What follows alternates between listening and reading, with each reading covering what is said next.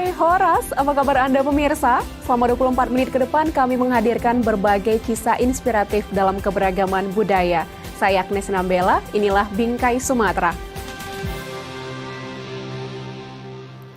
Setelah tenaga kesehatan, kategori lanjut usia atau lansia dan petugas pelayanan publik menjadi prioritas dalam program vaksinasi COVID-19 tahap kedua yang digelar pemerintah. Lalu seperti apa penerapan vaksin lansia di Kota Medan, pemirsa? Berikut liputan selengkapnya.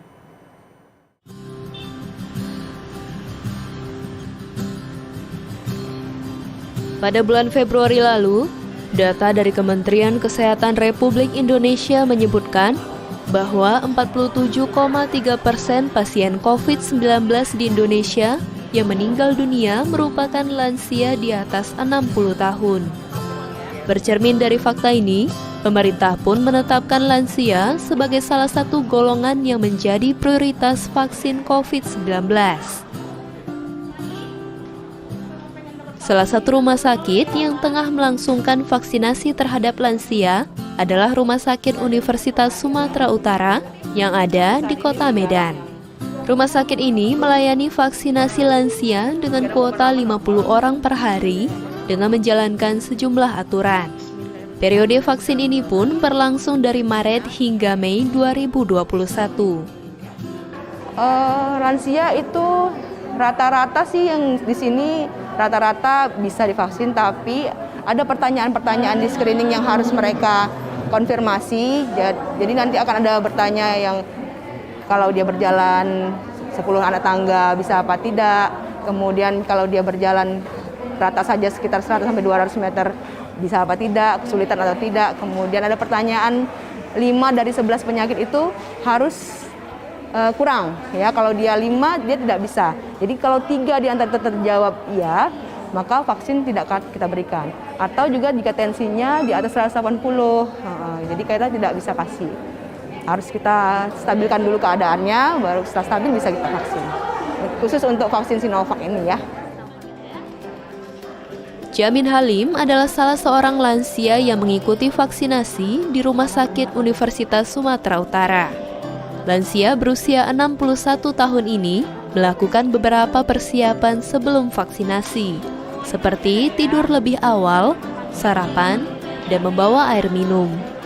Ia semangat untuk mengikuti vaksinasi karena ia merasa perlu untuk menjaga keamanan diri dan lingkungannya. Pertama masuk pintu sih ada sedikit keraguan ya, deg-degan gitu Kak. Setelah melalui prosesnya dan dipandu sama petugasnya, jadinya ya keraguannya juga hilang semua. Harapannya sih iya kita bisa menuju kehidupan yang lebih leluasa, tapi protokol kita juga harus lakukan juga. Setelah divaksin, Jamin Halim dan lansia lainnya diminta untuk menunggu selama 30 menit untuk memantau apakah terjadi KIPI atau kejadian ikutan pasca imunisasi oleh tenaga kesehatan. Setelah itu, mereka akan menuju ke meja pelaporan untuk mencatat hasil pelayanan vaksinasi sekaligus mendapat kartu vaksinasi. Sementara bagi lansia yang sudah mendapat vaksin dosis pertama, akan diinformasikan mengenai jadwal vaksinasi dosis kedua. Vaksinasi tidak 100% menjamin tubuh kebal terhadap COVID-19. Lalu, apa upaya yang dilakukan oleh pemerintah untuk mengejar target vaksinasi pada golongan lansia? Kemudian yang lansia ini di mana-mana memang ini agak rendah ya, karena ternyata memang kita dengan sistem aplikasi dan sebagainya ini menjadi kendala tersendiri bagi orang-orang tua kita.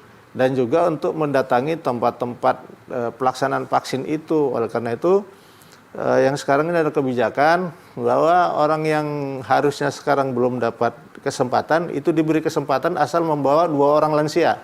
Kita berharap yang lansia ini bisa kita kejar targetnya, sehingga ini bisa mengamankan para orang-orang tua kita yang ya saya rasa yang semua sayang ya sama orang tua ya. Jadi mudah-mudahan dengan vaksin ini mereka lebih aman. Keberhasilan dalam mengentaskan pandemi COVID-19 bergantung pada dukungan dari berbagai pihak. Pemerintah dan masyarakat harus proaktif, disiplin menerapkan protokol kesehatan, dan mengikuti vaksinasi untuk melindungi diri sendiri, keluarga, dan masa depan bangsa.